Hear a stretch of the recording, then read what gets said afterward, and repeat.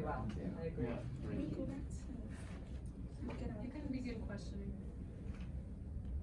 Are you guys ready?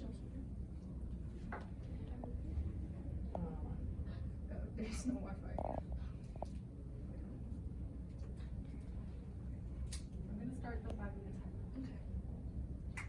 So I thought it was interesting on the, when you had Raphael, he's gonna be a low-income single parent. Did you look into that? And is that actually something he could do without getting into trouble? I mean, is that gonna be okay from a tax standpoint?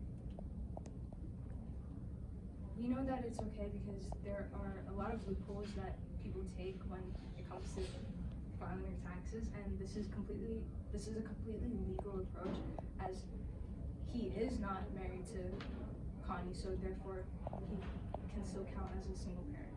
Okay. And once Raphael starts making income, he can make upwards of almost $100,000.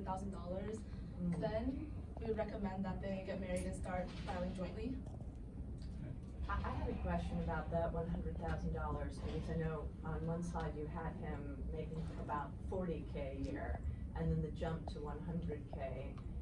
Over what period of time did that occur, and how did he start to accumulate, over double his base salary? Thank you for the question.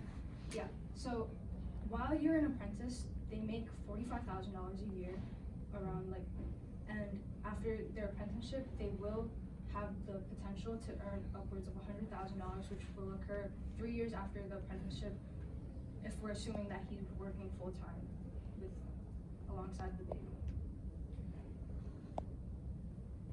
I liked that you made sure to mention that when they buy a home, they don't want to be living paycheck to paycheck. Can you go a little more into how you're going to prep them for that budget jump to go from renting to home ownership and having a job? So, as of now, as we said, we do not recommend that they purchase a house within the next year because of that. We would recommend that they pay off their loans first and then focus on buying a house because, there was a screenshot, but if they were to purchase a house now, they would have to decrease their Roth IRA investments, which would hurt their retirement savings, and then they would also have to take money out of their savings account, which will hurt their compound interest. And then for the down payment, they would have to take about $14,000 out of their savings.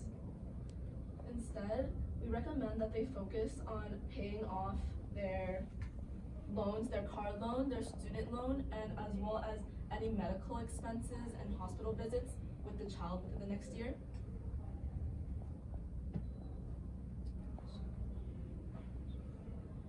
This will show the difference.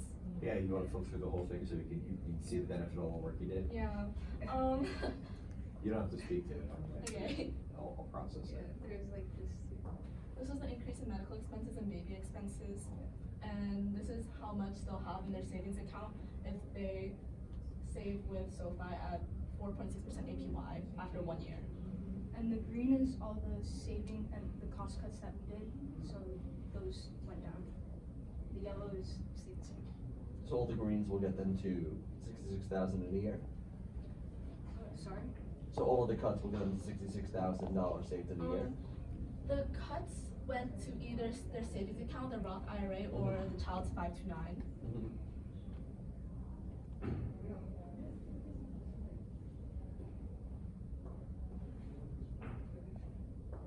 We just see the next few. There is. I've got the. This is how they would budget. Each one savings, good things.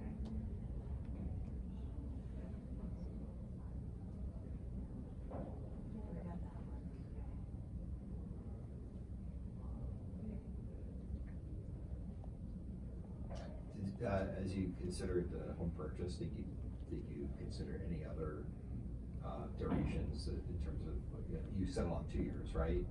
Did you, and with one, did you think of anything beyond 2, or how did you arrive at 2?